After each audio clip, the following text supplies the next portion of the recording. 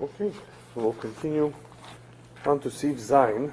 Just do a little bit of review of Sif Vav before we go on to Sif Zayin. So we're dealing now with drops of milk that have fallen on the Gdera as opposed to into a tafshil. We're concerned about both, the pot, the Gdera, and about the tafshil and about the food. Obviously, if we're dealing with a very, very small amount of drops, the chances are we may be lucky and the food and the Gdera may be okay.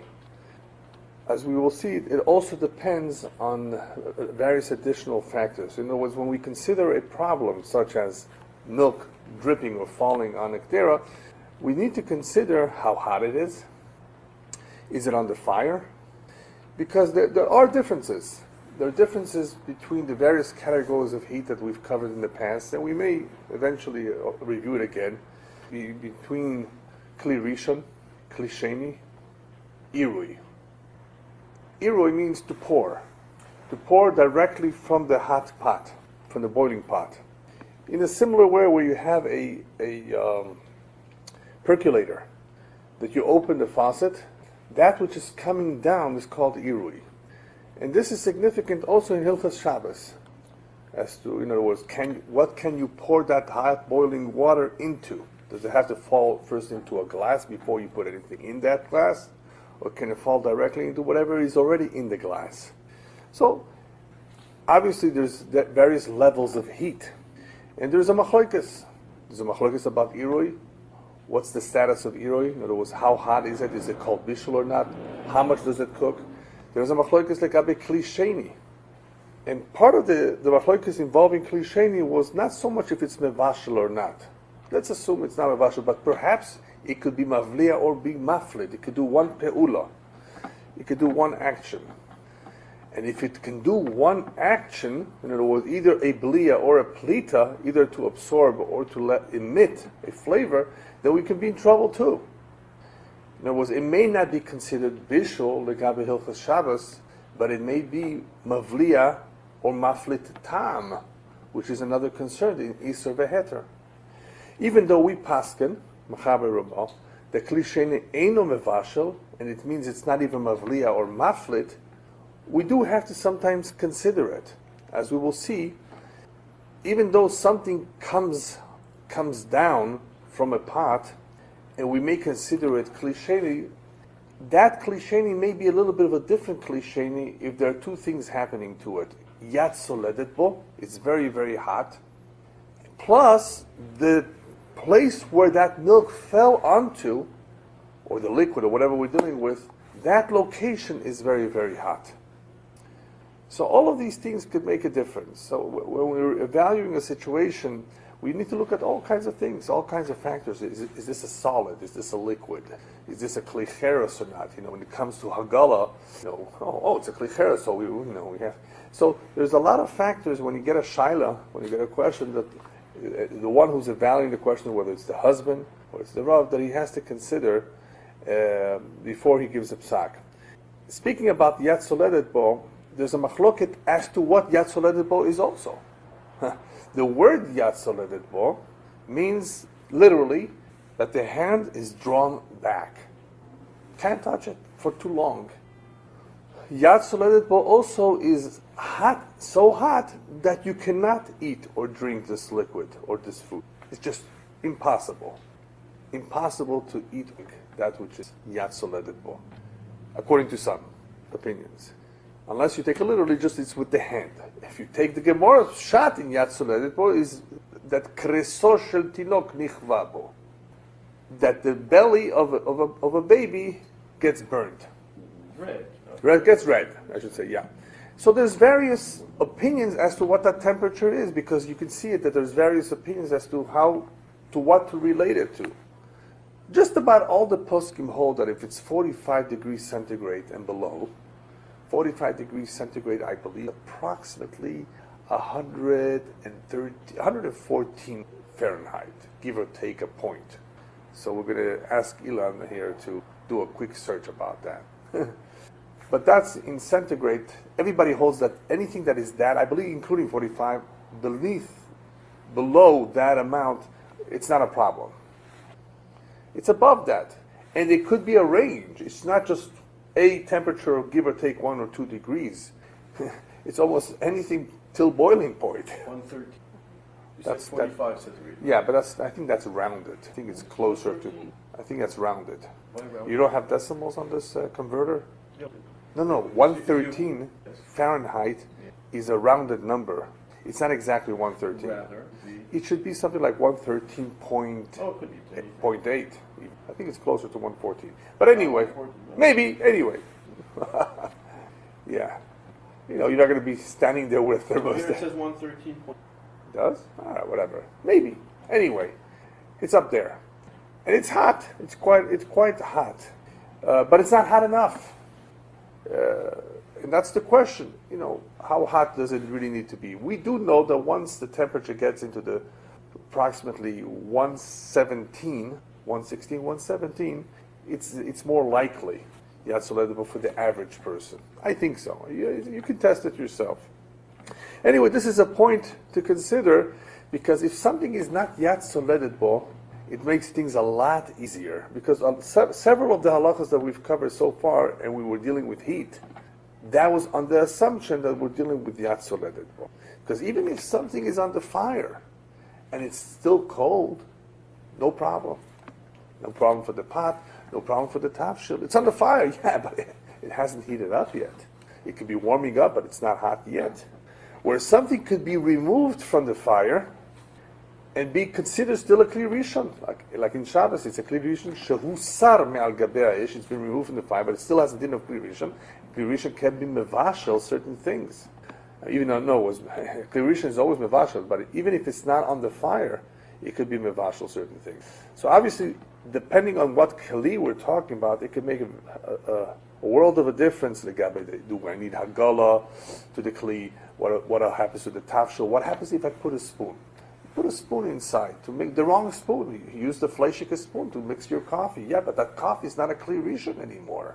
Think about it. You just pour yourself a glass of coffee. You put the coffee, you pour yourself some water, and then you got some milk. And by the way, and it wasn't the same second. It was even a couple seconds later. So in the meantime, it cooled off too a little bit. So do you really have to worry about the coffee and the spoon now?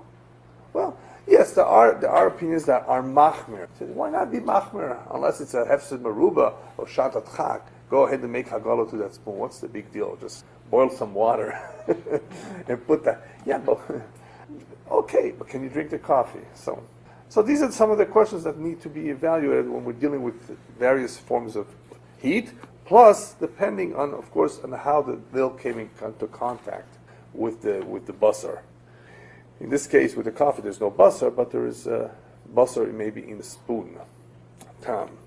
Okay, so in Seif Vav, we were dealing with a situation where we have a concern about piapua, the drops of milk falling on the gdera, on the walls of the gdera, on the outside, and the mechaber goes along with the sheet of the smag to make a differentiation between if it's keneged mokom aroitev, if it's across where the food is, versus if it's not where the food is, which gives us the more of a challenge, because it could have expanded to the heat and covered the large area, and then you don't have shishim keneged that area versus keneged the tipo, because shishim keneged the tipo usually you will have. Hopefully you're cooking. We talked about the ounces. I mean, you don't need that much to have shishim in liquid to be able to cancel out the tipo if it's only one tipo. But we are concerned about the mokom areikon, the empty area of the pot. Okay, so in Seif Vav we saw what the minhag ha'olam is. The minhag of the world was to aser kshenoflo ala dofen shelo keneged aroitev. To aser it. Wait a minute, to aser it? What do you mean to aser it? You said before in Seif Hey that the solution is you just wait it out. You wait till it cools off. It is a problem. It's a problem because if I'm going to pour it on the side, of course, of where the drop of the milk was, then I'm going to get into trouble. And even to pour it on the other side is questionable because I may move it, and it may just come into contact with that piece of nevela of the gdera. So I just want to wait till it cools off, and even then pour it on the other side. All right. So that's what we said the solution was in Sif Hey. So Sivav, as an extension, says, by the way, the minhag is to aser. Did you mean to aser the original halacha that says that if it falls keneged amok of a reikan and it's aser, and that's how we follow? However, we have that solution. Or did you actually mean it's aser completely without a solution? In other words, even though we have a solution in Sif Hey, the minhag is not to go by the solution. So the Shah brought down, the Mari, the Marshal, that lo nohagu kach. In other words, we're not that machmer. In other words, don't take it to mean that we're machmer, that you can't wait even till it cools off. You just, we're machmer, we aser. That was not the intent. Same thing with the Pri Chodosh, the Gro, the Chochma Sodom. The only, I think, Pri Megadim, maybe a couple more, who says the minhag is to be machmer like the smak here, and even though we have a solution sifei, the minhag is to be machmer, unless it's Seif Zayin, as we will see soon. So Seif Zayin, that Pri Megadim says, comes to tell us what you do despite the minhag if it's a Shata Dachak. It's Erev Shabbos. This is the only food. You don't have time to make new food. Then you wait till it cools off. So the Pri Megadim says, Seif Zayin, that we will learn now, is coming to tell us, if you couldn't abide by the minhag of Seif Vav to aser it, you have Seif Zayin that says, wait till it cools down. In other words, we follow the more lenient opinion. Go ahead, but you still need to wait and cool down, for it to cool down.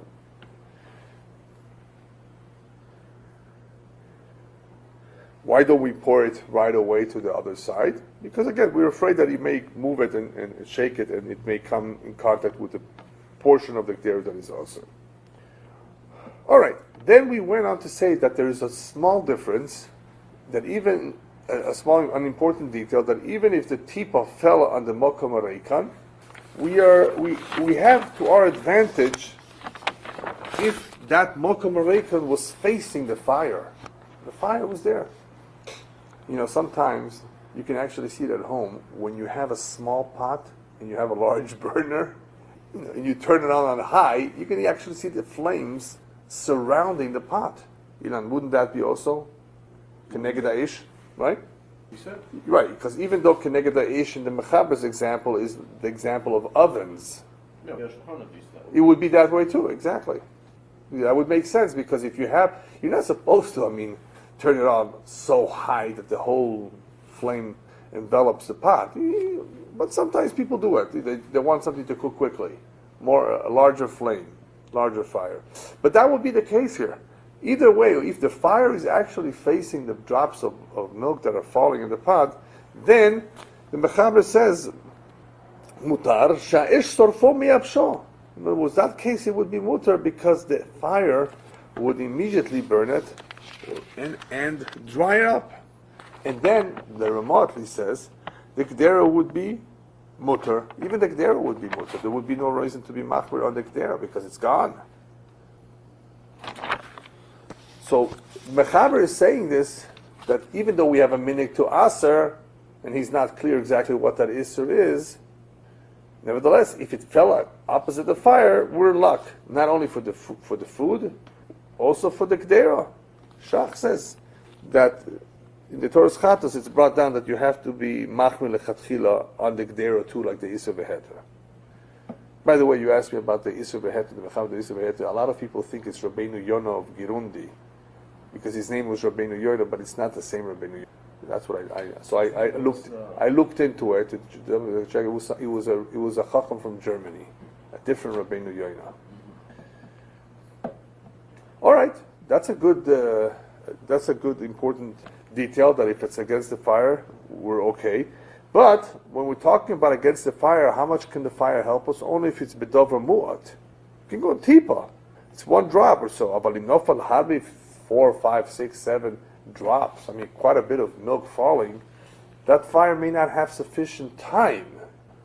It may within a couple seconds already be absorbed inside it. Yes, over time, if that milk is still there, it did not drip away, maybe, of course, it would dry it up. But we're concerned that if the pot is already hot, boiling hot, then a little bit more than a drop would have an impact. In other words, it would be too much and the fire would not be able to immediately dry out all the drops. So even if you have something connected to ish, if you know you have several spoonfuls of milk falling there, obviously you wouldn't be able to rely on the fire anymore.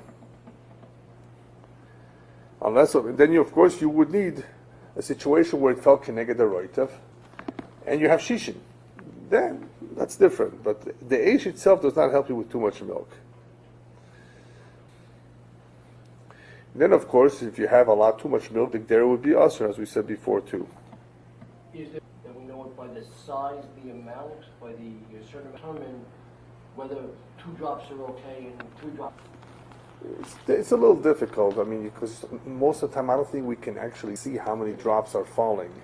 But so we must be talking about a situation either, in other words, when it's mutter, that you actually saw, boom, a drop or 2, somehow it fell or it dripped from some other pot.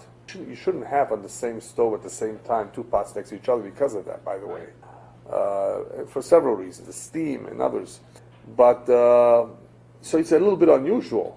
But it can happen, that somebody was going by there or somebody trying to put something away and it dripped and fell, cold milk. And you saw that it was only a drop or 2 or even 3. So the person say 4 or more is already more substantial. So there's a halacha determination. Yes, it is brought down. That would be the determination. If you can tell. We said before, what happens if you have a suffix, if you have shishim keneged what fell? So it may be a svek sveika. And assuming you catch it on time, you may be able to, we were told that you need to wipe it off.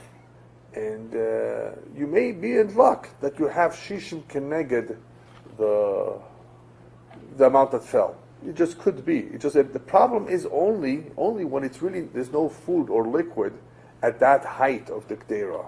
Then it becomes a problem, as we will see soon what happens if it falls on the lid.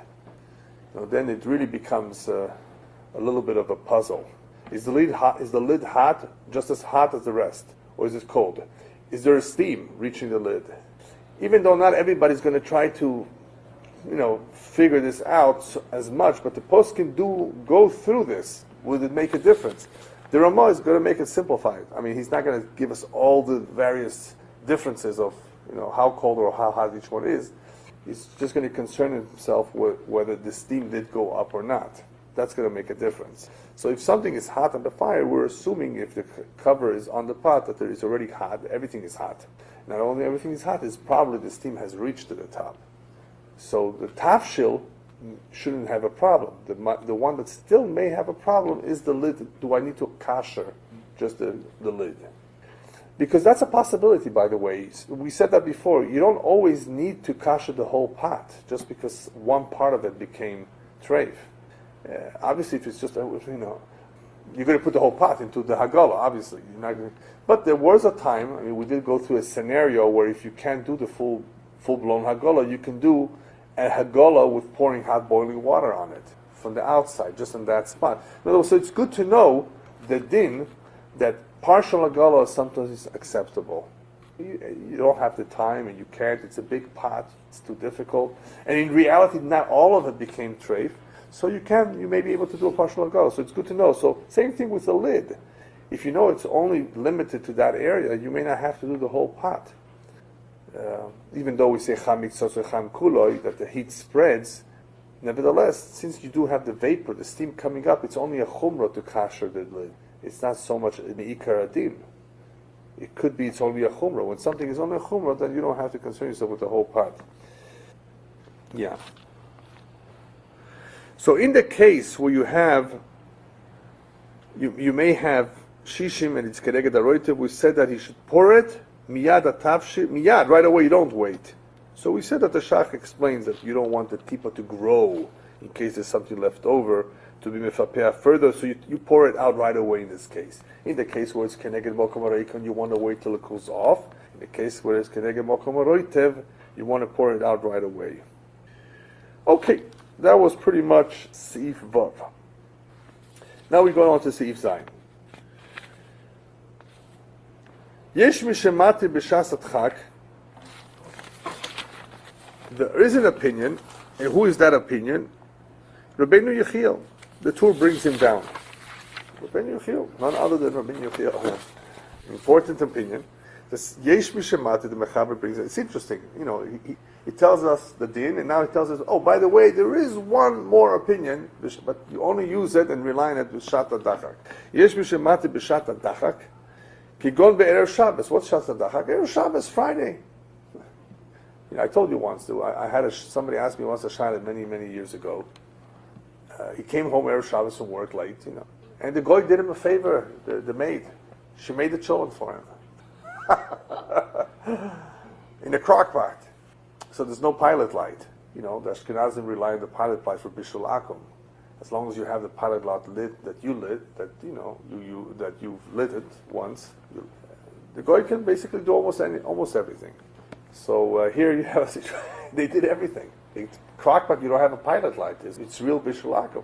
If Bishul Akum concerns the pots, concerns the food, what do? Bishul Akum. You know what that is, right? Anyway, so it's Erev Shabbos. There are opinions, of course, various opinions about maids. Is a maid really a Bishul Akum problem? Okay, we don't rely on that opinion by itself. Because, as far as the halacha is concerned, all the goyim are equal. But there were other issues that can be looked at into the cooking. Was it fully cooked or not? Well, obviously, if it's not fully cooked, you're in good shape because he hasn't done everything. If it was further advanced in the cooking, then it could be a problem. But there's a halacha in Shabbos that you can apply to this too. If it's mitztamik v'yafelo, in other words, even though it's maybe cooked already, it could improve. In other words, you can improve the cooking by further cooking it, by continuing to cook it. Plus, there were some items in the pot that are not a problem for Bishul Akum, like potatoes and beans. The meat was. Anyway, what it came down to, I think Rav Pam Zecher Tzadik Levracha, I discussed the question with me. He pointed out a Chochmas Adam to me that says that behefsed meruba, you could be lenient on that particular Bishul Akum too. So he saw what I had written, based on the various shitas, based on the various leniencies that exist in this, how you can go ahead and disconnect it and reconnect it before Shabbos. And we added what Rav Pam found, what he showed me, the Chochmas Adam as an additional heter.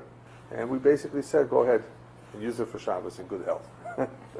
So you have a situation where, what do you do? It's Erev Shabbos. That was of course part of the dilemma too. He didn't have enough time to make a new cholent. What do you do now? So you got to consider everything. So here in Siv Zayin, Mechaber says you can rely on Rabbeinu Yechiel b'shat dachak k'um be'erev Shabbos afilu shelo keneged haroitev, even if it's keneged hamokom hareikan, where it's dry, or the liquid or the food has not reached yet. Afilu shelo keneged haesh, even though it's not against or opposite or close to the fire. Alidei shishim, as long as you have shishim. Shishim of what? Shishim keneged atipa, just shishim against the drop or drops of milk. No worry about the mokom hareikan. So this is a very, very lenient opinion. Here we're all concerned about mokom hareikan. It's a suffix, it's mifapea, we're machmir. And here he says, b'shat dachak, you can just treat it as though, and this is how we pass him, by the way, just treat it as shishim keneged atipo. Now, on this, mechaber, there's a machlokes.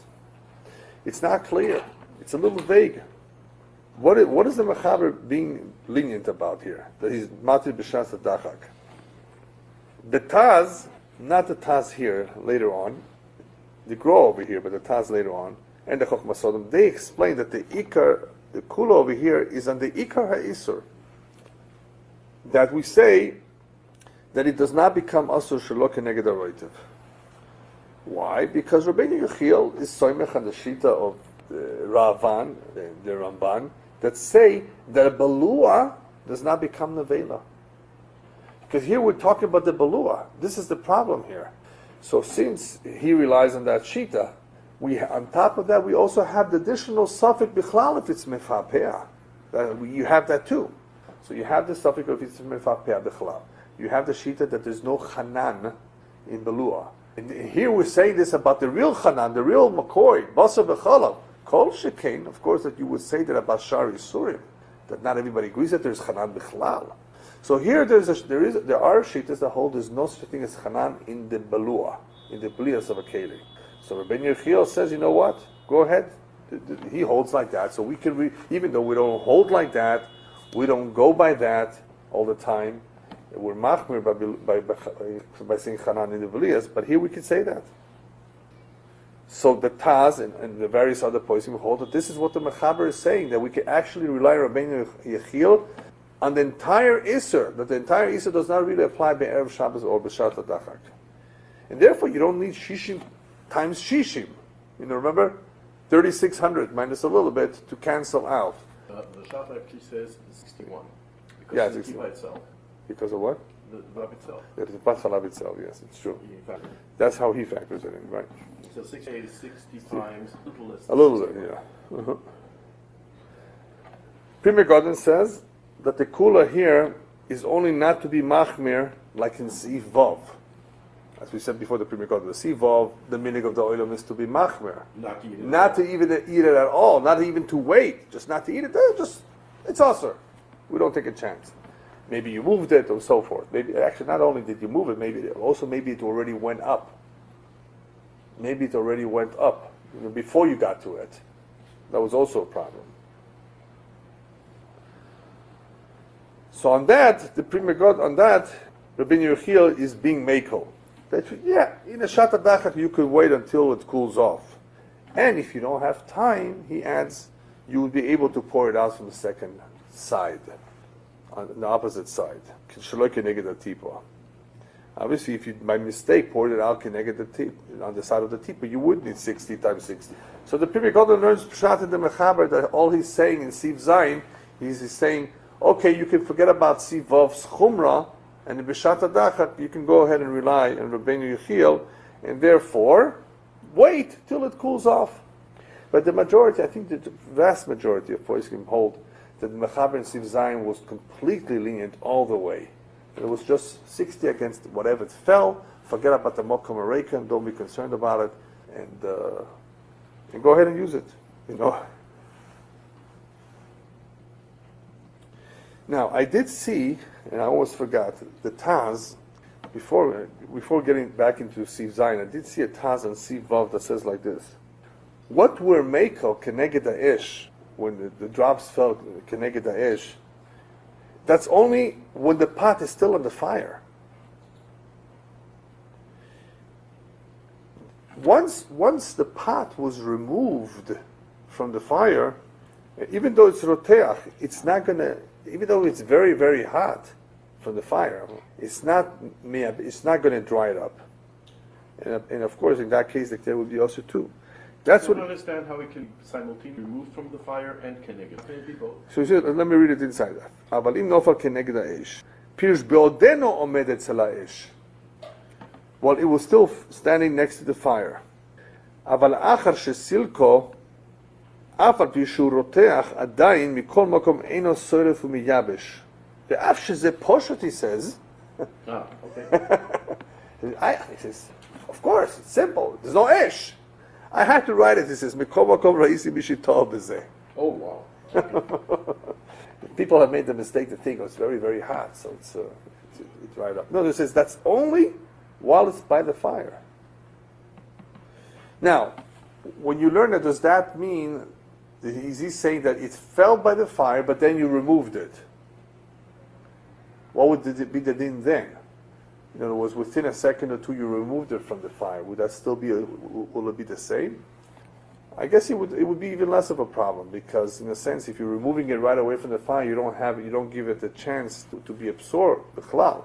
Plus, you have the fire, so maybe you wouldn't have such a problem. The difference. Yeah. If it's left against the fire and the fire burns, then you can the whole pot as though it went inside. Right. You don't have to worry about letting it cool down. You don't Right. have to worry about how you're emptying it, which side. Yeah. None of that factors in. Right. But if you move it off the fire right away, wouldn't you have to worry about which pour it out?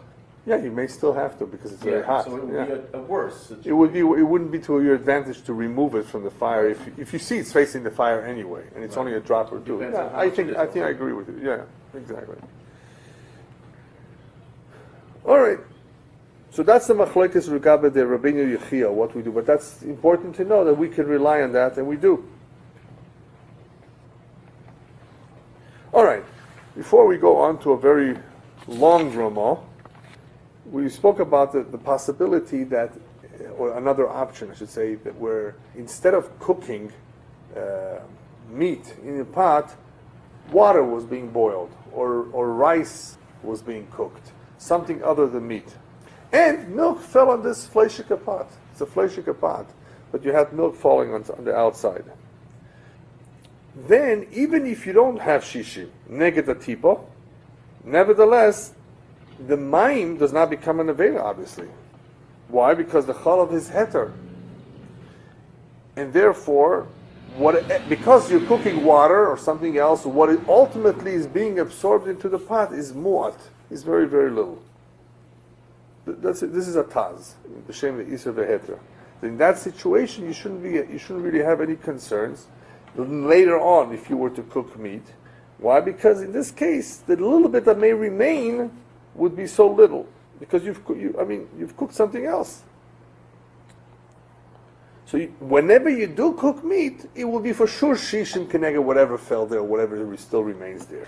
So I saw that the Chavas Das is not very happy with this. The Chavas Das says that the heter of the taz can only be if it's perhaps keneged a roitev, and there's no shishim, even though it's keneged a roitev. Then he buys that. He says he can understand that. But he says if you have tipas cholav fallen keneged mokum aregan, even if you're making rice or cooking water, he says you still may have enough left over there. Maybe there's a lot that got absorbed into the keli there, and the next bishul, you're going to need shishim,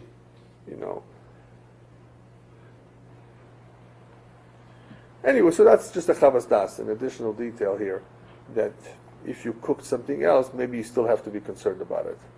All right. Anyway, the bottom line is, watch out. And don't let any milk fall on. Yeah.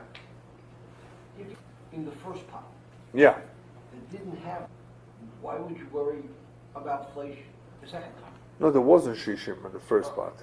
Yeah. Or, If you had 65, you wouldn't well, have. obviously. Or we were talking about the Taz example was it fell keneged mokom reikam, which means that it never reached. Whereas you may have shishim, but it never got to that height. And that was the concern here. So he said, well, even if it didn't get to that height, it's cholav his heter in that case. It's not a problem so much. Whatever will be still nivla will be little because you cooked something else in there. Okay, I think we can go on to the Ramah now. Ramah says on the Mechaber Rabin Yuchil v'hochi nohug, and that's the way we conduct ourselves. In other words, that's basically what we do. If it's too much of a difficulty, too much of a problem, if you're going to be machmer like the smak, then you can rely on Rabin Yuchil and just calculate based on shishim keneged the tipa tefel, even if it's keneged mokom mikvot. All right. Now, here comes some additional scenarios. V'im nishpach cholov oshar isur roteach al gabe karka. Let's say you had some hot milk or something other, a real isur, that's roteach, that spilled on the karka. Now, what's the karka? The karka that Ramah is speaking about is most likely the karka of the tanur. Right, that's what everyone seems to. But it's not necessarily. I'd like to say that it could also be a countertop, which is used, which is a very interesting point, because the reason why we have to kasher, or sometimes we have to kasher countertops for Pesach, is because people tend to put hot chametz items on it directly. Now, it doesn't necessarily have to be a hot pot. You wouldn't want to put a hot pot on formica, for example. But on porous material, you may end up putting a hot pot, and the pot is chametz. Maybe it's not such a big issue, by the way, because we've explained that before. I mean, what can you get from the pot to the marble without any liquid in between? But Pesach people are machmer, especially they may not have been clean underneath it. Okay.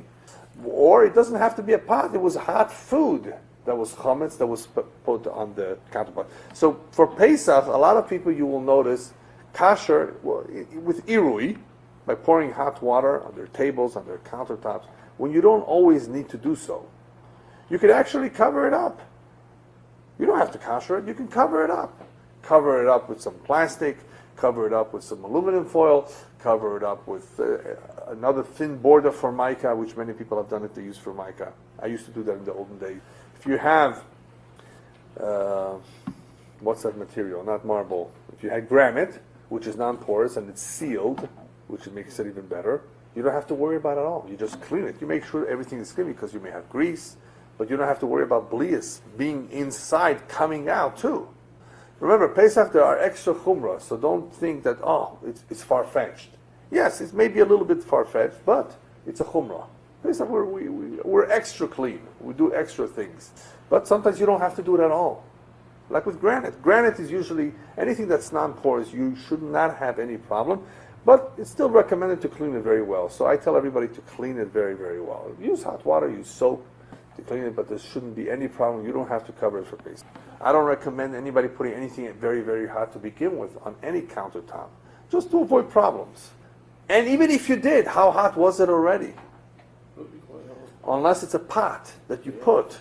A cholent pot. Now, would you want to put a boiling cholent pot on a countertop? Sometimes.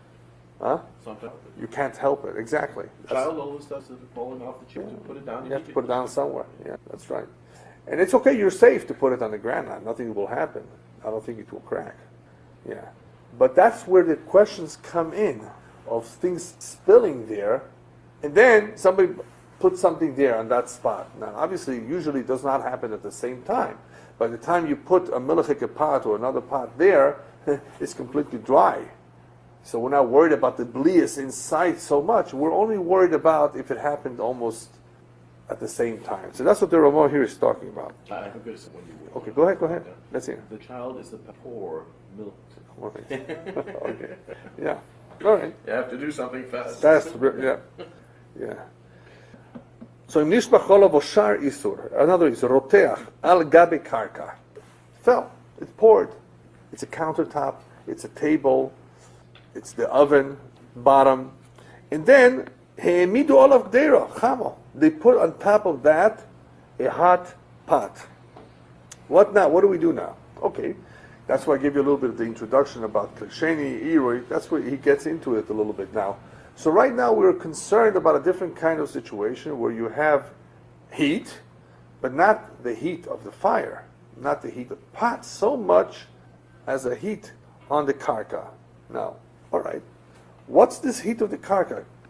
What's the din of the heat of the karka? The heat of the karka is Klisheni. Supposedly. It fell from the Kli Rishon into the karka. What's there right now is the Kli Sheni. All right, but the pot that I'm putting on it is very, very hot itself. It's a Kli Rishon. So we're putting a very hot pot on a Kli Sheni. Right.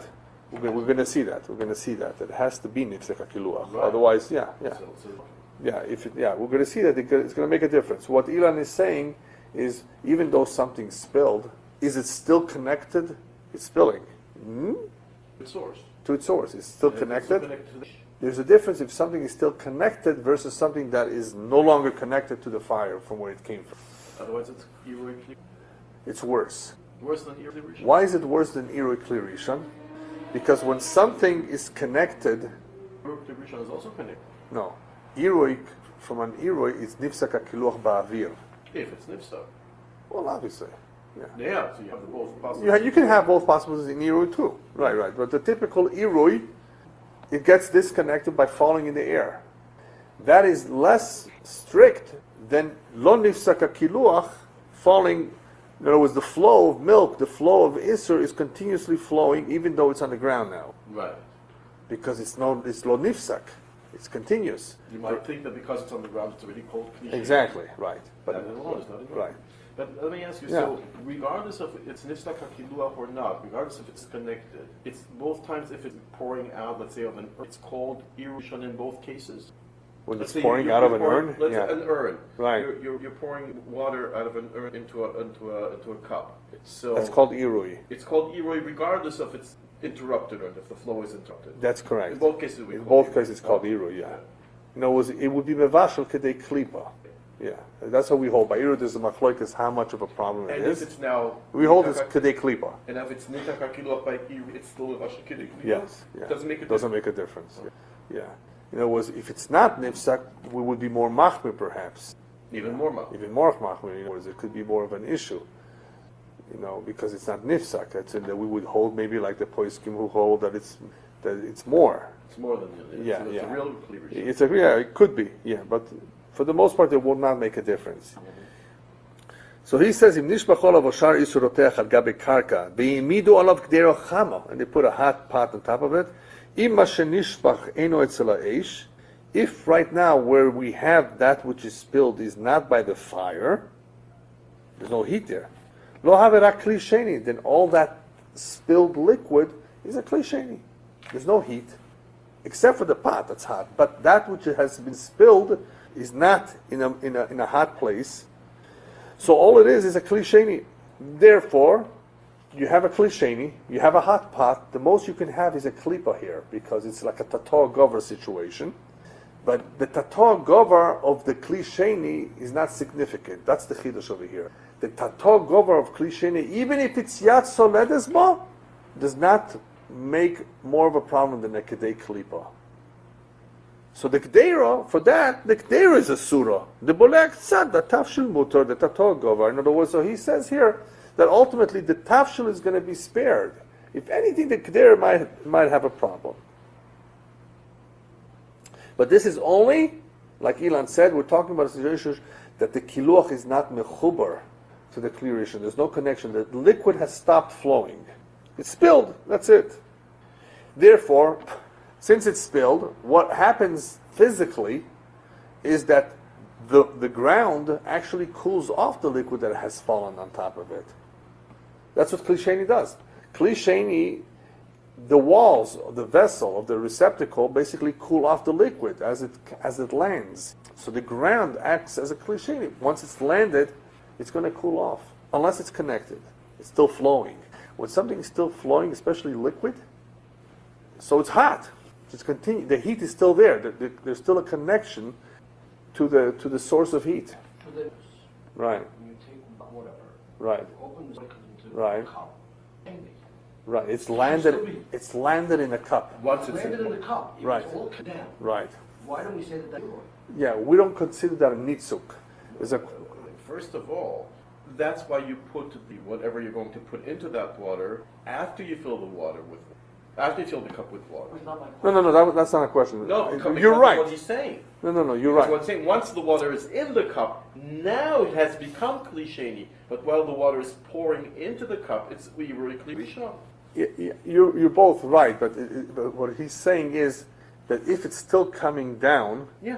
in other words, That's that what which has landed already Yes. is a Kli Sheni in a cup. It hasn't had time. It's a Kli Sheni legabe. It's koach to cook something else. Yes. But it's still hot enough But you're- to carry from the urn into the tulish pot. Yeah. It's still hot enough that it's not called cooking But something. his point is as follows: that is why you would want to be careful, depending on what you're putting into that cup, that you put it after it has landed. The point of it is coming down. Right. And you're holding the Yore. Right. Still pouring and landing in Yore. And Yeah. it's in the cup. Exactly. Yeah. It's Kli Sheni Yeah. again. No, it's not exactly. Yeah.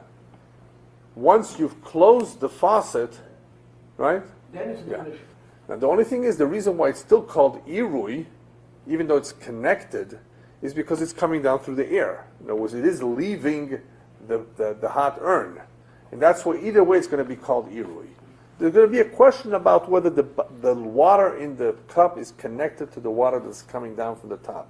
That's called nitzuk, which is a problem, which is a machloket elsewhere in different mishnayos and different halachas, whether nitzuk is considered a chibur or not. So that's like a tuma of the Tuma, Mikvaot, right? Yeah.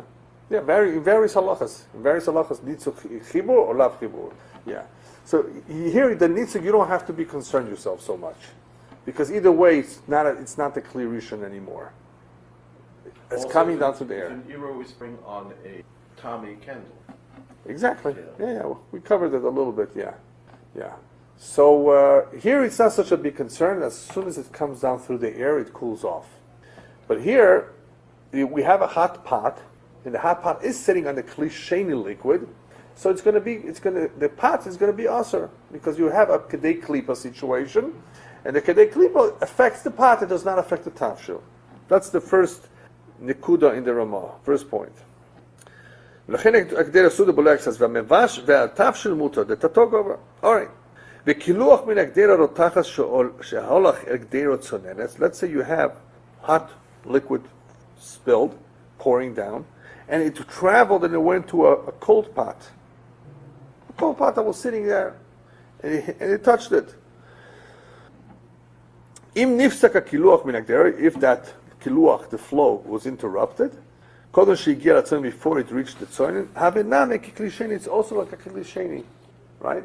Because even though the pot is cold, even though what's coming is hot, it's nifsak hakiluach, it fell to the ground, and therefore, it would, even though this pot is cold, it will still have a little bit of a kli sheni. Now, how does that concern us? Yeah, the Taz adds on this that that's only if Eina Mokum Ma'uroteach Vena Yat Soledes. Im lo ken have a kli rishon, he wants to say, then it would be more like a kli rishon if everything is hot, like he said before. All right, but assuming that the pot is cold, even though it came from a hot source, it would still be considered a kli sheni. Ve'im lo nifsak, if it was not interrupted, have a ki irui, then it would be like irui. Ve'kdera tzonenes, in this case the cold pot, ne'esra, she's cold. But still, it's like irui, because lo nifsak hakiluach, and the pot becomes ki irui ve'kdera tzonenes ne'esra imayat soledes bakiluach. Obviously you see here he's making a point to remind us that even though you have irui, you still have to have yat soledes boy.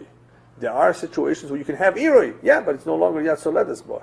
I mean, yat soledes is an important criteria. Ima yat soledes bakiluach hanogea bakdero. A tafshil shebetoich hashari, the tafshil is going to be mutar. Dein o irui oiser rak kedei klipa. Again, he's repeating the halacha the way we hold, that irui, it will only answer kedei klipa regardless. So if the gder is tzanenes, lo nifsak hakiluach, it's like irui, the gder will become aser. That's all you have is a klipa, but the tafshil will be mutar. So that's good to know. I mean, if something spilled underneath, the pot or something, it wasn't on the pot, it was underneath it. It may be a little bit of a different halacha then. Aval im hakdero hi chamo, if that pot is not cold, it's hot. Vehu kli rishon. V'chol shekein oimed etzel ha'esh, especially if it's by the fire. In other words, not only is the pot hot like a kli rishon, but the more so if that pot is next to a fire, which means it's almost like on the fire. Close to fire is almost like being on the fire, because it's going to be hotter than being removed far away from the fire. So he says, if the kder is chamo v'uklirisha v'chol shekein oimed etzel ha'esh, afilu hakiluach utzonen, even if what's coming now is cold, we're going to have a tatar gover of sorts, because the liquid is coming on top, even though it's coming from the bottom, the pot is there first. So the pot in relation to the kiluach is called tatar govar, and a kol osur, the tatar govar, they have a ketzonin letichkan the kulu osur. So the Taz has a whole big spiel over here. It says, wait a minute, this is more similar to zeh nogea bezeh. The two are next to each other. Why should this be a tatar govar situation? So he has a question on this, but he says we're machmer anyway in this kind of a situation. The Shach says because it's like it's coming down at it. So there are various explanations given as to why we're being machmer and considering this as a takova. The bottom line is that the fact is that this kder is so hot and it's by the eish that it becomes a problem even if what's flowing to it right now is cold liquid. It may appear that it's not on top of it. It's not a takova, but it's pretty much like it. In that case, the tafshil in the pot will be aser, yeah, because it's very, very boiling hot. It's either because it's kli rishon or it's right, or especially if it's close to the fire. So here's the cold, even though the liquid coming at it is cold, remember this is liquid, it's not two pots touching each other, metal. It's actually liquid, like with the tipas challah falling. So here, the only thing is, it's coming almost underneath it. So there's a very interesting Chavas Das over here, I think. Let me see if I wrote it down. Yeah. The Chavas Das I saw says, whenever you have liquid coming underneath, flowing a lot, it's very, very hot, you would be mishar only the amount of milk that was actually directly underneath it, not which is on the sides. Let's say you had a whole puddle. You wouldn't consider that. Even though he says, when if you put a pot of milk on top of a hot piece of meat, and the meat is bigger than the pot, right? It covers the sides. He says you would have to be meshar keneged shishim, keneged the whole meat, even that's part of the meat that's sticking out, because it's one piece. Liquid is not one unit, one piece, so you don't have to consider the whole. That which is away from the pot, even though it's a puddle, it's away from the pot. Only what's underneath directly. Very strange argument, though, if I'm not mistaken, because when the milk is in the pot, and I need 60 to be mevatel a tiny little piece of that fell in there, I am mitzvah for all the milk in the pot, even though. Yeah, but it's all being held together. But where the piece of meat vessel fell into one corner. Yeah. What connects this piece of meat in that corner with the milk on the opposite corner? The milk in between. Yeah, but it's all one. It's not because of the walls of the pot around but it. They connect it. That's what I'm saying. The cleave does connect the liquid, right? The milk in between is not connected one drop to the next by the walls of the pot. It's the milk one drop but next to the other. But we say the time spreads evenly, right? Right. And here we're also talking about time. What are we talking about? Yeah, but here we're talking about the time going into the pot. No. So why is that? That which is away from the pot will not necessarily affect the inside of the pot. It's not really connected. So what I'm saying, but the argument is based on the presumption of a particular mitziut. Yeah. And that does he say it doesn't? Why not? Yeah, because it's not a chibur. It's one piece. It's not a chibur. It's not a real chibur. But in the pot, we do realize that it's considered a chibur. Right. And by rice, the same thing. Rice also, sure. Yeah. All right. So that would of course be a problem if the pot was very, very hot and it was especially next to the fire. Kol asur. Now, tipo anofelet al gabe kisui kdera, if the drop. Oh, before you get to that. Yeah. By the way, I saw someone says the Beit Yosef, in the case of the pot to be placed on the milk that came out of the pot, right? The Ramaz case. Yeah. The Beit Yosef seems to say that the pot is actually the tata, is gavar on the came out of the pot. In which case? The Ramaz case, where it's flowing. It's flowing. So the pot is tata. Yes, the pot is the tata. Gavar. It is. Not the karka. Yeah, that's in the second case. The second case where it's continuing to flow. Not in the first case of the Ramah, where it fell on the karka and then you put a pot on it. That's where he's. That pot is not the top. Where you put the pot on it. The pot was only when it hits the pot.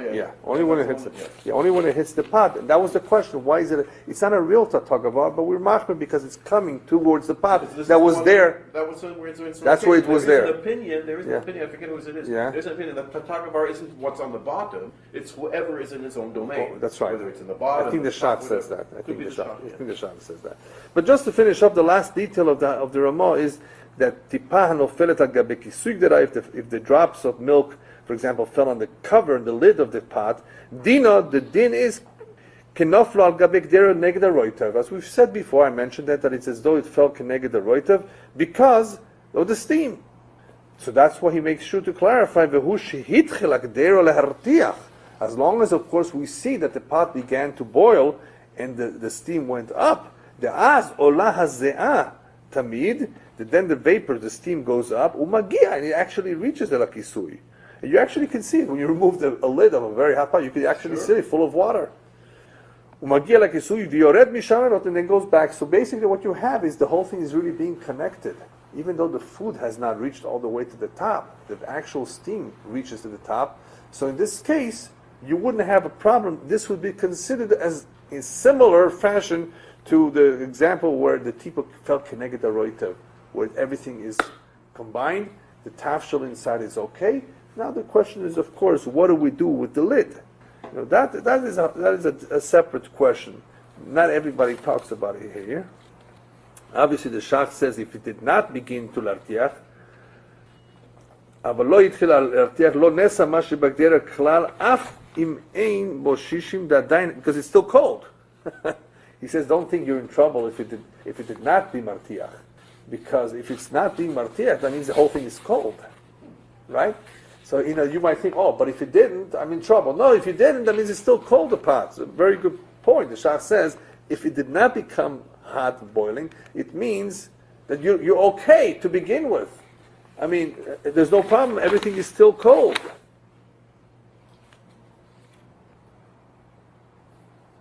The Taz adds, "Nirali delegabei kisui atzmu choshev kiroteach." The lid will always be kiroteach, vehi asura.